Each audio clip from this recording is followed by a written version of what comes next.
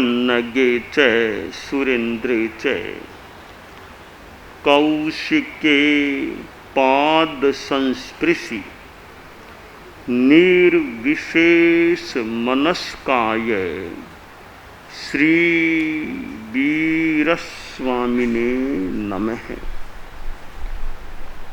आर्हत वाङ्मय में कहा गया है,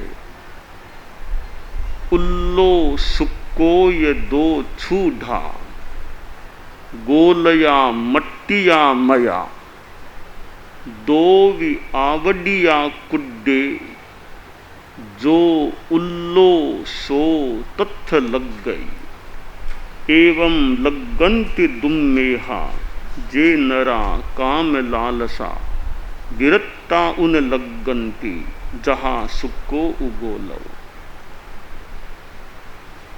शास्त्रकार ने एक दृष्टांत दिया है आसक्ति और अनासक्ति को मानो समझाने के लिए। दो गोले, एक आर्द्र मिट्टी गीली मिट्टी का गोला और दूसरा सूखी मिट्टी का गोला, दोनों गोलकों को एक दीवार पर फेंका गया। जो गीली मिट्टी वाला गोला था उसकी मिट्टी दीवार के चिपक गई और जो सूखी मिट्टी वाला गोला था उसकी मिट्टी दीवार के लगी और नीचे गिर गई, दीवार के चिपक करके यूं विशेष नहीं रही। इन दो गोलों के उदाहरण से यह समझाने का प्रयास किया गया है कि आसक्तिमान व्यक्ति जिसमें अटैचमेंट है, आसक्ति है, वह पदार्थों से विषयों से चिपका रहता है और जो अनासक्त होता है वह चिपकता नहीं है। आसक्ति अनासक्ति ये अध्यात्म और भौतिक दृष्टिकोण को बताने वाले तत्व हैं। एक आदमी खाना खाता है, भोजन करता है, वह भोजन के साथ भी आसक्ति कर रहा है, भोजन के प्रति भी मोह, आसक्ति, लालसा। दूसरा व्यक्ति भोजन कर रहा है, कोई भोजन के प्रति आसक्ति नहीं है, शरीर के लिए, साधना के लिए खा रहा है। कर्मों का बंधन होता है। उस संदर्भ में ध्यातव्य है कि आसक्ति के साथ कार्य किया जाता है तो कुछ सघन कर्मों का बंधन हो सकता है। वही कार्य अनासक्त भाव से होता है तो पाप कर्मों की सघनता से बचाव हो सकता है। एक कार्य इतना आसक्ति से होता है कि सघन कर्मों का बंध हो जाता है और आदमी की अगली गति भी दुर्गति के रूप में हो सकती है। एक साधु है, वह भी भोजन करता है, साधनाशील है, कोई आसक्ति नहीं है, घरों आदि में गया, जो सहज मिल गया लेकर आ गया, कोई मांग नहीं, जो सहज मिला। हालांकि स्वास्थ्य आदि के हिसाब से कुछ मांग भी हो सकती है, भी अमुक चीज मिले तो मेरे लिए उपयोगी है। स्वास्थ्य अच्छा मजबूत है जो रोटी राबड़ी चावल दाल जो मिला लेकर आ गया, बस खा लिया। पेट को शरीर को भरा देना है। और जो अस्वाद वृत्ति वाले साधक हैं, स्वाद कुछ नहीं, जो आया बस खा लिया। सूखी रोटी मिली तो ठीक, जो मिला खा लिया, कोई स्वाद नहीं है। नमक कम है एक ज़्यादा एक है वैसा है। थोड़ा स्वास्थ्य का तो ध्यान अपेक्षा अनुसार दे लेना चाहिए, बाकी जो मिल गया उसी में संतोष है। बहुत अच्छी चीज़ें मिल गई तो कोई आसक्ति नहीं, प्रशंसा नहीं, सहज भाव से खा लिया। और कुछ अमनोज्ञ मिल गया तो कोई निंदा नहीं, बस सहज भाव से ले लिया। एक साधु भी भोजन करता है जो साधनाशील है, अनासक्ति से खा रहा है। एक गृहस्थ यदि वह आसक्ति वाला है, वह भी खा रहा है, तो दोनों के खाने के साथ भाव धारा का अंतर रह जाता है। एक युवक एक साधक के पास चला गया, जाकर बोला कि साधक जी आप साधु हैं, आपके बारे में मैंने लोगों में काफ़ी सुना है कि बहुत अच्छे साधक हैं आप क्या साधना करते हो? तो वह साधक साधु था, वह बोला कि भाई मैं तो भूख लगती है तब खाना खा लेता हूँ, प्यास लगती है तब पानी पी लेता हूँ, थकान लगती है, नींद आने की स्थिति लगती है तो सो जाता हूँ। बस खाना पीना सो जाना, यह मेरी साधना है। तब वो पृच्छक प्रश्न करता युवक बोला कि यह काम तो मैं भी करता हूँ, भूख लगने पर खा लेता हूँ, प्यास लगने पर पानी पीता हूँ, नींद आने लगती तो सो जाता हूँ, तो आप में मेरे में क्या फर्क पड़ा? मैं करता हूँ वैसे ही आप करते हो, तो क्या फर्क पड़ा? फिर आप क्या साधक हुए? मैं साधक फिर क्यों नहीं कहला सकता? अंतर क्या है आप में और मेरे में? तब साधक ने कहा बहुत बड़ा अंतर है। मैं भी खाता हूँ, तुम भी खाते हो, मैं भी पानी पीता हूँ, तुम भी पानी पीते हो, मैं भी सोता हूँ, तुम भी सोते हो।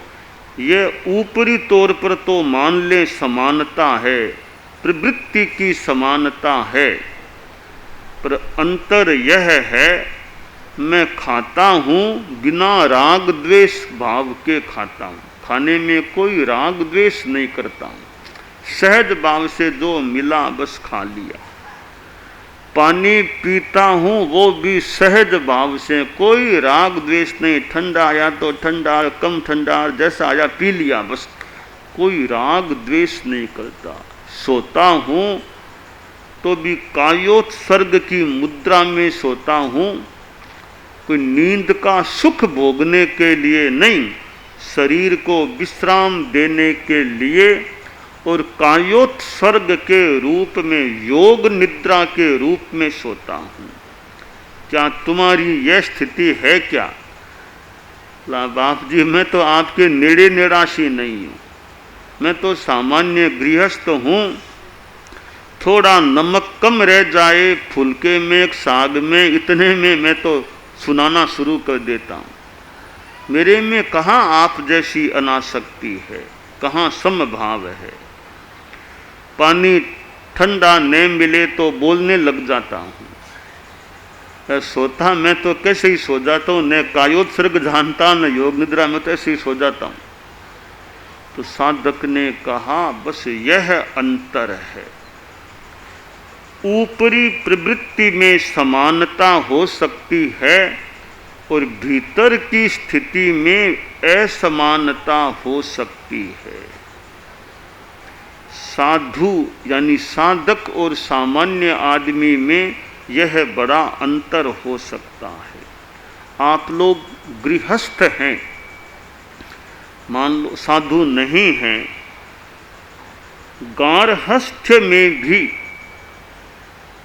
अनासक्ति का अभ्यास करने का प्रयास करना चाहिए। आप धन से जुड़े हुए हो सकते हैं, परिवार से जुड़े हुए होते हैं, आपके परिग्रह मकान आदि आदि अचल प्रॉपर्टी भी हो सकती है, कई चीज़ें हो सकती है, फिर कोई राजनीति में है, कोई किसी क्षेत्र में है। यह जो गार्हस्थ्य का परिवेश है, वहाँ आसक्ति को कम करने का प्रयास हो कि धन है, ठीक है, कमाई हो रही है, आ रहा है धन, परंतु धन के प्रति ज़्यादा मोह नहीं हो। धन का क्या भरोसा है, आज है कुछ वर्षों बाद कितना रहेगा कि नहीं रहेगा क्या पता है, क्योंकि लक्ष्मी को चंचल कहा गया है। चला लक्ष्मी ही चला प्राणः चलम जीवित यौवनम चला चलेत्र संसारी धर्म एको ही निश्चल है। कि लक्ष्मी चंचल है, कभी कहीं लक्ष्मी रह भी जाए तो भी पदार्थ है, यह साधन है, कोई मूल साध्य नहीं है। तो साधन तो ठीक है, उपयोग में लेने का है। हम सीढ़ियाँ है तो सीढ़ियाँ तो साधन है, वहाँ कोई ठहरने की जरूरत नहीं। साध्य तो मंच है, मंच साध्य यहाँ आना है, सीढ़ियाँ या रास्ता उसका साधन है। तो साधन पर अटकने की जरूरत नहीं, जहाँ पहुँचना वहाँ जाकर के बैठे वहाँ रहें। तो धन आपके लिए एक साधन है, जीवन चलाने के लिए भोजन चाहिए, मकान चाहिए और चीज़ें, उनकी प्राप्ति के लिए धन साधन बनता है। तो साधन साधन है, साध्य साध्य है, और साध्य में भी परम साध्य तो मोक्ष होना चाहिए। तो धन एक साधन है, उसके प्रति भी ज़्यादा मोह नहीं। कभी कम आ गया, कभी आपके धंधे में, व्यवसाय में, बिजनेस में लाभ ज़्यादा हो गया कोई बात नहीं, कभी कम रह गया तो कोई बात नहीं। और कभी कभी आर्थिक समस्या आ सकती है कि बहुत कर्जा हो गया, यह भी स्थिति कभी बन जाए, तो उसमें भी ज़्यादा दिमाग में अनावश्यक तनाव नहीं, कर्जे से जल्दी मुक्त हुआ जा सके यह प्रयास रखना ठीक हो सकता है। कर्जा ज़्यादा रहे नहीं, जितना जल्दी कर्जे से आदमी मुक्त हो जाए। यूँ कर्मों का भी कर्जा होता है, वो तो खैर छूटे ही छूटे, व्यवहार में आर्थिक कर्जा होता है, ठीक है, जितने समय तक जरूरी है, बाकी जितना जल्दी आदमी कर्जे से मुक्त हो जाए कि दूसरों का धन मैं काम ले रहा हूँ या लिया हुआ है, दूसरों की चीज़ अनावश्यक लंबे काल तक मैं क्यों रखूँ, उससे मुक्त हो जाऊँ। तो ये आर्थिक समस्याएं भी आ सकती हैं, तब भी आदमी ज़्यादा तनाव में न जाए। तो आर्थिक खूब लाभ है, तब भी ज़्यादा आसक्ति का भाव न आए। तो यह धन के प्रति भी अनासक्ति और व्यक्तियों के प्रति भी ज़्यादा मोह नहीं। एक कर्तव्य भावना होती है, दूसरी मोह भावना हो सकती है। कर्तव्य भावना वाला व्यक्ति भी कार्य करता है और मोह भावना वाला व्यक्ति भी कार्य करता है, पर दोनों में वो आसक्ति का, मोह का अंतर है। कर्तव्य भावना से कार्य करना, यह मेरा कर्तव्य है, आप परिवार के मुखिया हैं तो परिवार का संचालन करना, परिवार का ध्यान रखना, परिवार में जो भी अपेक्षा उसकी पूर्ति का ध्यान देना, यह परिवार का मुखिया होने के नाते परिवार के मुखिया का कर्तव्य हो सकता है। पर मोह ज़्यादा न हो। मोह ज़्यादा है तो वो दुख का कारण बन सकता है। परिवार में भी कभी कोई बीमार हो गया, किसी के कोई तकलीफ आ गई, कभी बच्चों के तकलीफ आ गई, कभी कोई समस्या आ गई, उन स्थितियों में भी समभाव में रहना, शांति में रहना, ज़्यादा मन पर असर न होना, यह भी अपने आप में एक साधना की स्थिति हो सकती है। तो अटैचमेंट और डिटैचमेंट, आसक्ति और अनासक्ति। मकान है आपके पास मान लो तो ठीक है, कोई मकान के प्रति भी मोह नहीं हो कि मैं तो इसी मकान में रहूं।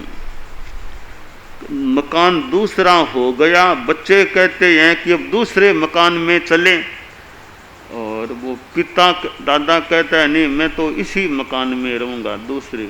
अब दोनों ही इस, या तो मकान के प्रति इतना कोई लगाव हो गया है कि यह मकान नहीं छोड़ना, या कभी संयम है मेरा, दूसरे एक ही मकान, दूसरे मकान का उपयोग नहीं, एक में ही रहना, यह संयम की बात भी। तो मोह अगर है तो चिंतन ये, बाकी संयम है तो अच्छी बात है, संयम की चेतना तो अच्छी है।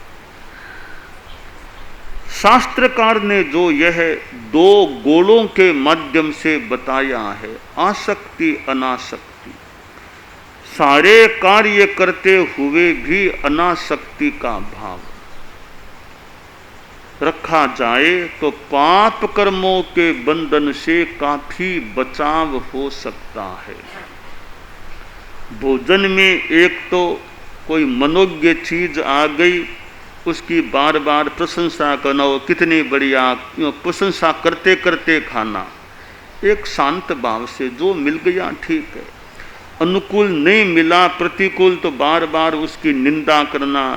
हमारे संत बैठे हैं कि भिक्षा में कोई अनुकूल चीज आ गई, ओहो उस घर का क्या कहना, बढ़िया बढ़िया चीज़ें मिलती है, बढ़िया चीज़ें गोचरी में आती है, बाहर कितनी बढ़िया चीज़ आई है, प्रशंसा करते करते खाना, यह साधु के दोष का काम है। लगे दोष इंगाल करे प्रशंसा भोज्य की, भोज्य पदार्थ की प्रशंसा करना साधु के अंगार नाम का दोष होता है। और कोई चीज इतनी बढ़िया नहीं मिली, तो क्या गांव है, बढ़िया खाना ही नहीं मिलता, कहाँ आ गए क्या, यूँ निंदा कर दे भोजन की, साधु के धूम नाम का दोष हो जाता है। तो साधु का धर्म है न तो भोजन की प्रशंसा करना और न निंदा करना, समभाव रखना। तो यह समभाव की साधु के तो है ही, गृहस्थ भी है, ठीक है, जो खाना मिल गया शांति में रहना, ज़्यादा प्रशंसा भी नहीं निंदा भी नहीं, यह शांति अपने आप में शांति रखना, समता रखना एक आध्यात्मिकता की बात होती है, साधना की बात होती है। अब भोजन में थोड़ा मान लो थोड़ा बहुत कंकर भी थोड़ा सा कोई आ गया, तुम जैसे कोई खा रहे हो, या कोई थोड़ा सा रजकण कंकर आ गया निकाल दो, और क्या है, उसकी निंदा क्या करो। तो एक कोई युवक था, तो वो घर में रसोइये ने खाना बनाया, रसोइया भी मुंह लगता था, और खाना बनाया तो कोई खाद्य पदार्थ में थोड़ा कोई छोटा सा कंकर सार ऐसा कुछ आ गया, तो आदमी को गुस्सा आ गया युवक को कि तुम्हें दिखता नहीं है, कंकर आ गया भोजन, तुम्हें दिखता ही, तुम्हारे आंखें नहीं, तुम अंधे हो क्या, कंकर कैसे आ गया भोजन में। तो मुंह लगता सा नौकर था, तो कहा ठीक है, मुझे तो मान लो आपके हिसाब से नहीं दिखता, तो एक कंकर ही तो आया, आपके तो 32 दांत हैं, एक कंकर को भी नहीं चबा सकते आप, 32 दांत युवक हैं आप, तो अभी जवान हैं, तो यह असहिष्णुता कि थोड़ा आ गया कंकर तो या तो निकाल दो या खाना मत खाओ, छोड़ दो। गुस्सा करने की अपेक्षा खाना मत खाओ, छोड़ दो वाह, या कंकर को निकाल दो, और कंकर तो ठीक है छोड़ दो खाना। तो आवेश गुस्सा नहीं, यह सहिष्णुता। बहुत बढ़िया भोजन आ गया तो ज़्यादा उसकी प्रशंसा करते करते वो भी नहीं, प्रशंसा भी ज़्यादा नहीं, शांति रखना। तो आसक्ति और अनासक्ति। कपड़ा आपको बहुत बढ़िया ड्रेस आपने खरीद ली, मिल गई, अब खूब उसकी प्रशंसा करना। जब ये कपड़ा शरीर के लिए चाहिए, इसकी क्या निंदा, उपयोगिता पूर्ण है। हमारे संत लोग हैं कि पछेवड़ी कितनी बढ़िया मिली है। भी गांव में जहां आपको कपड़ा मिल गया, आपके अनुकूल है, काम में ले लो। अब उसकी ज़्यादा क्या तो प्रशंसा करना और क्या उसकी अवहेलना की, कपड़ा बढ़िया नहीं मिलता है, बढ़िया जो मिल गया उसमें समता संतोष रखो बस। यही बात साधुओं के लिए है और इसी का अनुकरण गृहस्थ करें। जो कपड़ा मिल गया ठीक है। बच्चों में मान लो थोड़ा आकर्षण भी, वो बढ़िया चीज़, वो जो जो उम्र आ गई अब बाहर की चीज़ों में थोड़ा कम आकर्षण, 60 आ गए 70 आ गए, कपड़े ठीक है, जो चाहिए मिल रहा है, इसमें आसक्ति नहीं। और नई नई ड्रेस, नई नई चीज़ें, वांट और नीड, हमारी आवश्यकता कितनी है और इच्छाएं कितनी है। आवश्यकता हमारे संतों को कितने कपड़े चाहिए, एक चोलपट्टा कई महीनों तक काम आ सकता है, एक पछेवड़ी कई महीनों तक, एक एलवान कई वर्षों तक काम आ सकता है। अब तुम्हारे पास एलवान है, तुम्हें 1 साल पहले ही मिला दिया गया है, अब और कहीं गई और बढ़िया एलवान, उसको छोड़ो नया ले लो, फिर और नया ले लो और उसको छोड़ो। तो यह तो आकर्षण की बात। एक एलवान तुमको मिल गया तो 5 साल 10 साल काम आ सके, तो नया नया देखा और पुराना छोड़ो नया लाओ, यह वृत्ति क्यों रहे। भी एक मेरे पास तो है एलवान, तो और चाहिए नहीं, और मुझे नहीं था, और संतों को दीजिए जिनके पास नहीं हो, मेरे पास तो है, मेरी कोई अब मांग नहीं, अपेक्षा नहीं। तो एक चीज है उसका कितना उपयोग करें। तुम्हारे पास कपड़ा मान लो फट गया तो उसका दूसरा उपयोग करो, अब दूसरे काम में ले लो, उसका पूरा सार न निकाल लो, तब तक पलटो क्यों, जितना वो काम लो। तो यह साधु की अनासक्तता हो और पदार्थ का बढ़िया उपयोग, ज़्यादा से ज़्यादा उपयोग, ठेठ तक उपयोग करो। कि पहले पछेवड़ी है, पछेवड़ी फट गई, उसको छोटा दिनोडनिया बना लो, हो सके तो वो भी फट गया पसीलूना बना लो, वो भी फट गया, वो छोटा खंडिया काम आज के वो बना लो, वो काम लेना हो तो ले लो। यूँ हम कपड़े का ठेठ तक जितना उपयोग कर सकें करते रहें। तो हम पदार्थों का अनावश्यक नया नया लेने का, गृहस्थ भी भाई कि आपके ड्रेस 2 ड्रेस 3 ड्रेस साल भर आराम से काम चलेगा, तो बार बार नया खरीदो, नया लाओ। ये श्रावक का 5वां 12 व्रतों में जो व्रत है इच्छा परिमाण, 7वां है उपभोग परिभोग परिमाण व्रत। इच्छाओं का परिसीमन, परिग्रह का सीमाकरण, उपभोग परिभोग, काम में जो भोजन पदार्थ कपड़े आदि, इनकी भी सीमा, इतनी सीमा से ज़्यादा नहीं लेना। तो यह एक सीमाकरण का लक्ष्य हो कि पदार्थों का उपयोग उपभोग करने में कितना संयम और सीमा रखी जा। अब घड़ी चाहिए, अब एक सामान्य घड़ी से भी आपको समय, आजकल समय देखना भी, मोबाइल फ़ोन है तो शायद समय देखना भी अब इतनी घड़ी की ज़रूरत रहे न रहे, फ़ोन है पास में, उसमें वो सामायिक में भी कभी समय मोबाइल फ़ोन में ही देख कर सामायिक ले रहे हैं। तो ठीक है, हमने भी कहा भी ठीक है, समय देखना हो सामायिक का तो हम भी ना नहीं कह रहे हैं। बाकी तो सामायिक में विशेष यूँ मोबाइल फ़ोन का उपयोग, फ़ोन से बात करना, फ़ोन को कोई देखना करना, इन चीज़ों सामायिक में बचना चाहिए। कोई समय देखना है सामायिक का, वो एक मान लो छूट मान लें, या कोई टेलीविज़न में प्रवचन सुन रहे, थोड़ा सा आपको रिमोट कुछ करना पड़ा, उसकी मामूली छूट मान लें।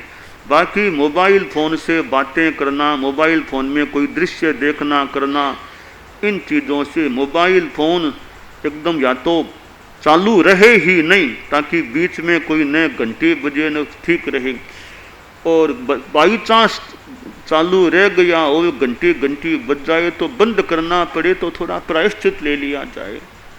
तो ये पदार्थ हैं, बस इनका संयम, उपयोगिता जितना काम में लेना हो सकता है, पर आसक्ति के भाव से आदमी बचे तो यह शास्त्रकार ने का आली मिट्टी का, गीली मिट्टी का गीला और सूखी मिट्टी का गोला, जो गोले हैं, सूखी मिट्टी का गोला चिपकता नहीं है, उसकी मिट्टी, आर्द्र मिट्टी चिपक जाती है।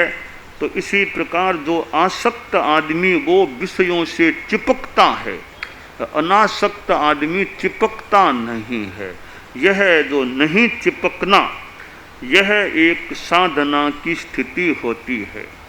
परम पूज्य आचार्य श्री तुलसी हमारे धर्म संघ के आचार्य थे।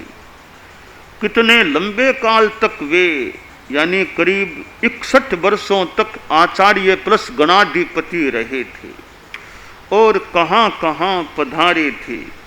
कितने उनके शिष्य जिनको उन्होंने दीक्षित किया था, कितनों को शिक्षित करने का प्रयास किया, कितनों को मानो विकसित किया, और उनके इतने आप जैसे श्रावक लोग, इतनी संस्थाएं, तो और नाम, उनका नाम भी कितना, कोई सम्मान पुरस्कार, और वो राजनेताओं से कितना मिलना, कितने राजनेता कार्यक्रम में आए। अब ये अनुकूलता की स्थितियां, अब इनमें भी समभाव शांति, विरोध भी बहुत हुए। उनके जीवन का एक पक्ष अनुकूलता का है तो दूसरा पक्ष प्रतिकूलता का भी है। जीवन में विरोध भी आए तो कभी विरोध आ जाए, कभी नाम प्रशंसा हो जाए, दोनों में मानसिक संतुलन रखना, यह एक साधना की स्थिति होती है। आचार्य श्री महाप्रज्ञ जी प्रेक्षा ध्यान कराते कि न प्रियता न अप्रियता, प्रियता अप्रियता से मुक्त रहते हुए देखना, यह देखना साधना है। हमारे धर्म संघ के प्रथम आचार्य, प्रथम अनुशास्ता आचार्य भिक्षु हुए।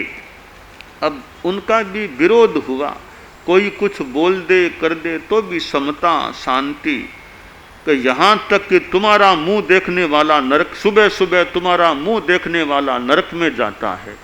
कोई को यह कह दे आदमी को कि तुम्हारा मुंह देख लिया, सुबह सुबह तुम्हारा मुंह देखने वाला तो सुबह सुबह देखे नरक में, कितना बड़ा अपमान है यह कह दे किसी को। फिर ऐसी स्थिति में समता रखना विशेष बात है। सामने वाले को मौका हो तो प्रतिबोध भी दे दिया जाए। जब आचार्य भिक्षु को कह दिया गया कि सुबह सुबह आपका मुंह, क्या नाम, भिखण, आप भिखण जी, भिखण हो, और सुबह सुबह मुंह देख लिया, नरक में जाना पड़ेगा। कितना बड़ा एक अपमान, एक नरक में जाना पड़ेगा, तुम्हारा मुंह देख लिया सुबह सुबह। आचार्य भिक्षु ने अब बात को थोड़ा आगे बढ़ाया, कहा भैया वो सुबह सुबह कोई तुम्हारा मुंह देख ले तो, कि मेरा मुंह देख ले तो स्वर्ग या मोक्ष मिलता है। अब यहां गुस्सा नहीं करना साधना। आचार्य भिक्षु स्वामी जी कहते हैं, जो भी उसका भाव यह है कि भैया मेरा तो यह कोई सिद्धांत नहीं है कि मुंह देखने से नरक में जाना पड़े या स्वर्ग मिल जाए, मोक्ष मिल जाए, पर तुम्हारे कथन के अनुसार, तुम्हारी जो सिद्धांत या कथन है उसके अनुसार मैंने तो सुबह सुबह तुम्हारा मुंह देखा है, तो मुझे तो ऊंची चीज मिलने वाली है, तुम्हें क्या मिलेगा तुम जानो। तो ऐसी परिस्थिति में भी, विरोध में भी समता शांति रखना, तो हम भगवान महावीर के शासन से जुड़े हुए हैं। पर भगवान महावीर या हमारे आगमों में जो समता की बात है, अनासक्ति की बात है, तो हम अपने जीवन में, आप लोग गृहस्थ जीवन में हैं तो भी गारहस्थ में भी बस समता, शांति। आपके भी कभी प्रतिकूलताएं आ जाती है, कभी परिवार में किसी के कठिनाई आ गई, कभी अनुकूलता आ गई, उन सब में मानसिक संतुलन रहे। कभी प्रिय का वियोग हो जाए तो भी मन में समता, शांति। तो यह समता, शांति की बात हमारे जीवन में रहे। और एक परिवार से अनेक चारित्रात्माएं हो गई, दीक्षाएं हो गई, तो परिवार में तो आखिर जाने वाले कभी जाते हैं। माता जी चली गई तो चली गई तो चली गई भाई, दादी जी, माता जी, संसार का क्रम है। हम कि चले गए तो किसी को रोकना तो मुश्किल है। बस जितना हो सके धार्मिक आध्यात्मिक सहयोग दें और समता भाव रखें, तो हम अपने जीवन में अनासक्ति के प्रति जागरूकता रखें, यह काम्य है। दानान सेठम अभयपयाणम सच्चेषु या अणवज्जं वयन्ति तवेषु या उत्तम बंभचेरम लोगुत्तमे समणेणाय पुत्ते।